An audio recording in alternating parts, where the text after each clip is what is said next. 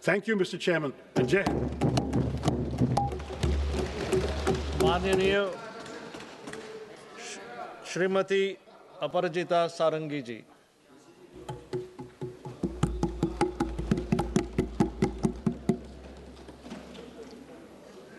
It is my pleasure and privilege to talk about the Union budget for the financial year 26-27. Thank you, Chairman, sir, for giving me this opportunity. At the outset, I commend Honorable Finance Minister, Madam Nirmala Sitharaman, for giving to this country of 1.4 billion people her 9th consecutive budget, a budget which reflects her commitment, the commitment of the government, the conviction of the government, and the consistency of the government. As I stand here to speak, I am reminded of a few words from Rigveda, the oldest of our Vedas. Sangachadhvam sangvadadhvam sangvo manansi janatam. हम साथ बोले, हम साथ चलें, हमारी भावना और हमारी सोच एक दिशा में हो.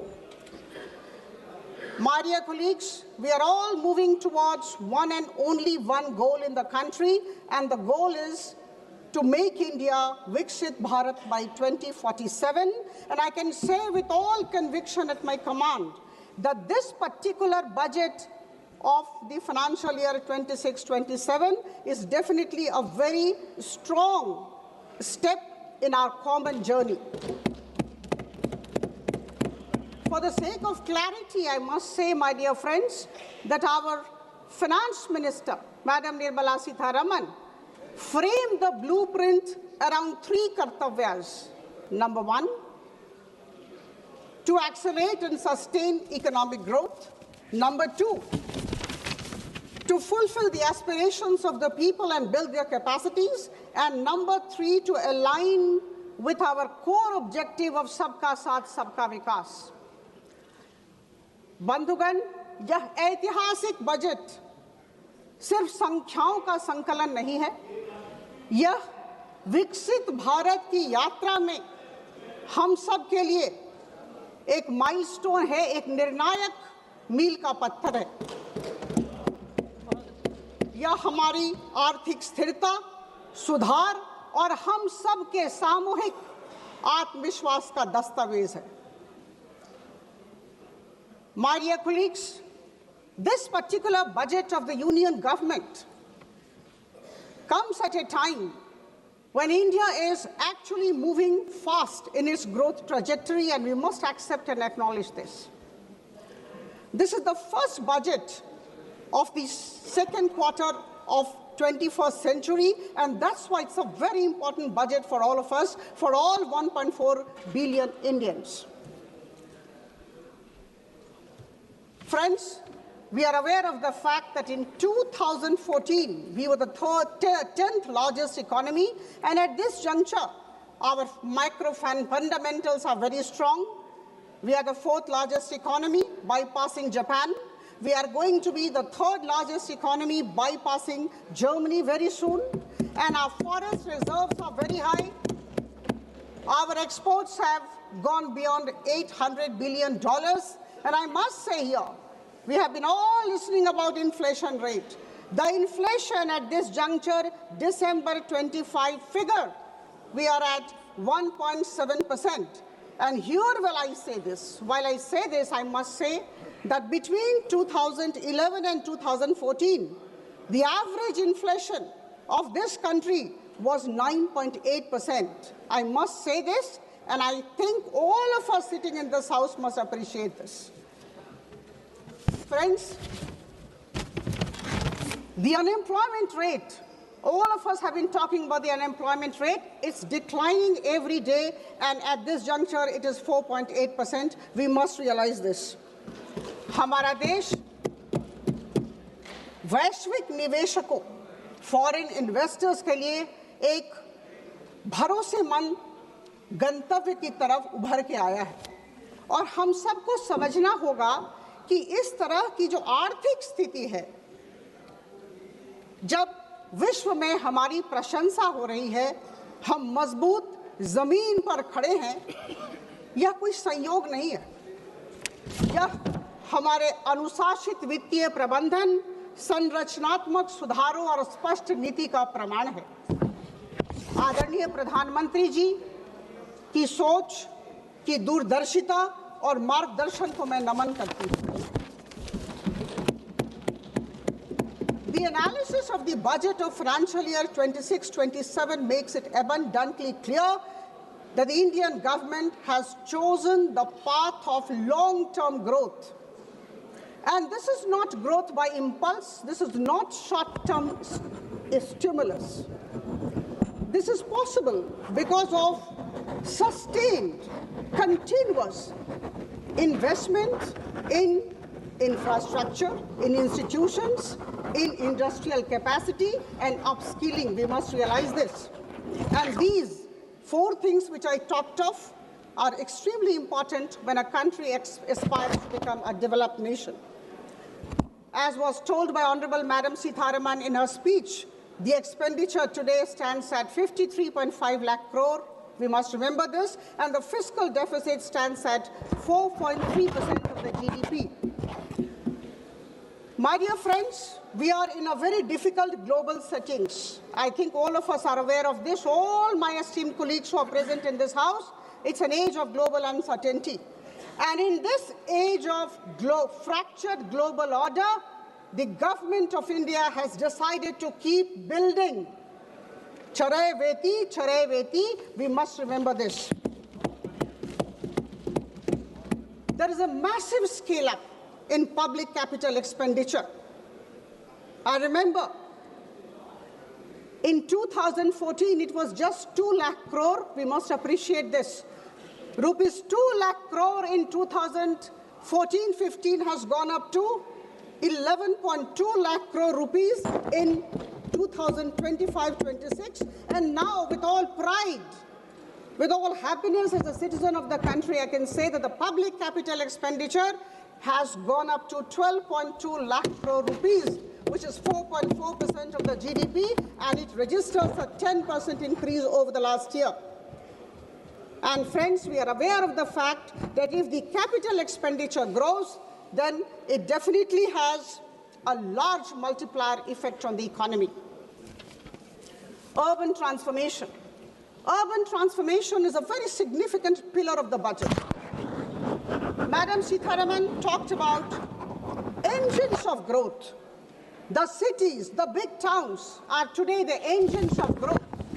And a wonderful concept was brought about and placed before all of us, the city economic region. City economic region focusing on Tier 2 and Tier 3 cities have been thought about by the government. Rupees 5,000 crore will be given to this city economic region, every city economic region, over a period of 5 years to build infrastructure. And we know what will happen. Less reduced pressure on the mega cities and fostering balanced development in the process. All of us know that no country ever can actually become a developed nation without having manufacturing competitiveness, and our government has tried to give a substantial push to the manufacturing competitiveness idea. This will not only create jobs, but also in the long run help promote our exporting community.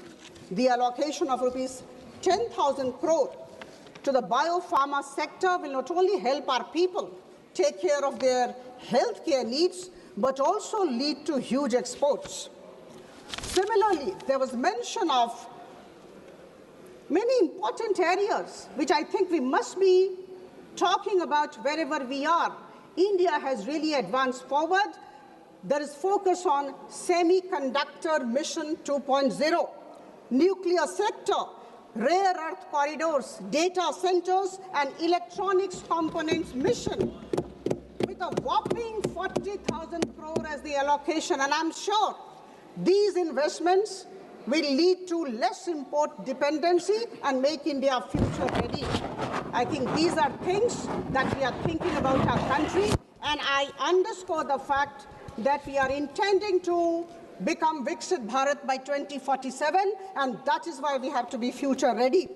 The provision of 4,000 e-buses is definitely going to enhance regional connectivity. My dear friends, 20 new national waterways, expanded road networks, freight corridors, 7 high-speed rail corridors and multimodal logistics system. These are giant leap towards a more competitive, resilient, confident and self-reliant Viksit Bharat by 2047. We may like it, we may not like it, but we need to accept it. My dear friends, I take this opportunity to convey our immense gratefulness to our Honorable Prime Minister for going for almost 9 free trade agreements and trade deal with a couple of countries in the last couple of years. Again, there would be critics, there would be naysayers, but I know to every action of Prime Minister Modi, there is an equal and opposite negative reaction from my right side. Free trade agreements and trade deal have been signed with New Zealand, UK, Oman, Australia, European Union, consisting of 27 nations, and very recently with the US. And this is an indication of a particular thing which I think we need to appreciate. This is an indication of the fact that the government of India, under the leadership of our Prime Minister, knows how to navigate in a difficult world order. I talked about difficult global settings. We are aware of that. And in this difficult world order, the government of India for the past couple of years, about 10, 12 years, have acquired the ability, the capability, the talent to navigate successfully. In this budget, a number of customs duties and import duties have been withdrawn. And this is for good. This is to help the exporting community. Friends, I would like to give certain examples which I think all of us need to appreciate. We have allowed duty-free import of ingredients by seafood exporters, allowing 3% of freight on board value of exports to be imported duty-free by textile and leather goods, and allowing SEZ units to sell in domestic tariff area at concessional duty, and these are extremely progressive and pragmatic ways of strengthening our exporting community. My dear friends, our Prime Minister and our Finance Minister have been talking all the while about the micro, small and medium enterprises. I would say they are the backbone of Indian economy, extremely important, and they control 4% of the manufacturing output.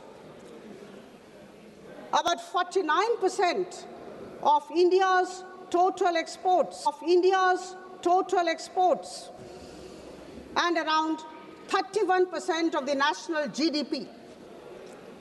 Now, with 7.47 crore MSMEs in the country, employing around 33 crore people, MSME has emerged as the second largest employer after agriculture. And our government, under the visionary leadership of our Honorable Prime Minister, recognizes this. And that is why rupees 10,000 crore have been allocated as SME Growth Fund.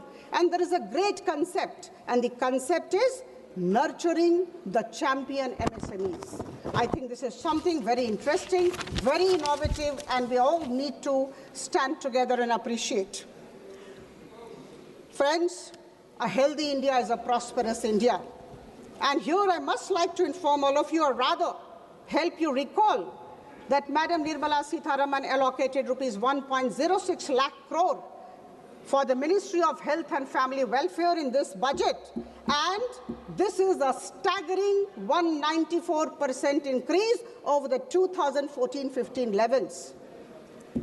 In order to make our healthcare affordable and even accessible to many people. You know, the customs duties, the import duties have been withdrawn from 17 cancer drugs and drugs of many diseases which are rare by nature.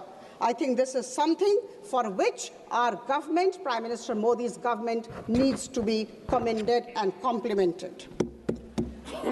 Now, my dear friends, could anybody think about AVGC, animation, visual effects, gaming and comics? This government is planning to raise about 2 million professionals by 2030 in AVGC sector. Absolutely out of the box idea, you may like it or not, but this is highly innovative and an out of the box idea of our government. Now here, the government will be supporting the Institute of Creative Technologies Mumbai to raise these professionals and to actually establish content creator labs in about 15,000 secondary schools and 500 colleges. It is very easy for me to read out, as my dear friend just did. When you are convinced about what your government is doing, you need not read out from the papers. I know what our government is doing and how my government is ensuring that India moves forward. I don't have to look into papers for data and statistics. We are convinced that the government is moving forward, and this confidence is coming out when we speak about the government's good works. Friends, there is a very interesting thing. Ma'am, kindly address the chair. Yeah, thank you. To ensure sustained economic growth, and also at the same time to keep fiscal deficit in check, is an interesting phenomenon. It's a challenge. And I'm extremely happy to inform the House that we recognize, we appreciate that this government has been doing that. Our growth momentum has been sustained, and at the same time, fiscal deficit is low, 4.3%, as I told earlier. This is a challenge which has been taken on by the government. The budget of financial year 26-27 is definitely pragmatic, pro-people, and balanced in nature. हमें सशक्त, आत्मनिर्भर और विकसित भारत बनाना है। बंधुगण, आदरणीय प्रधानमंत्री जी की सोच, उनके दिग्दर्शन, उनकी सकारात्मकता के सामने हम सब नतमस्तक हैं। मैं नमन करती हूं और उनके लिए दो पंक्तियां। मैं सोच भी बदलता हूं, मैं नजरिया भी बदलता हूं, मंजिल जाने तक का जरिया भी बदलता हूं, और अगर बदलता नहीं कुछ तो सिर्फ अपना लक्ष्य नहीं बदलता हूं, अपना पक्ष नहीं बदलता हूं। आप सबको बहुत बहुत धन्यवाद। कहना आसान है, करना कठिन, लेकिन हमारी सरकार आदरणीय प्रधानमंत्री जी के बलिष्ठ नेतृत्व में आगे बढ़ती जा रही है। आइए हम सब संग गच्छध्वम संग वदध्वम संग वो मनांसी जानताम, हम साथ चले, हम साथ बोले और हम सब की सोच और भावना एक दिशा में हो। बहुत बहुत धन्यवाद। माननीय श्री अखिलेश यादव जी।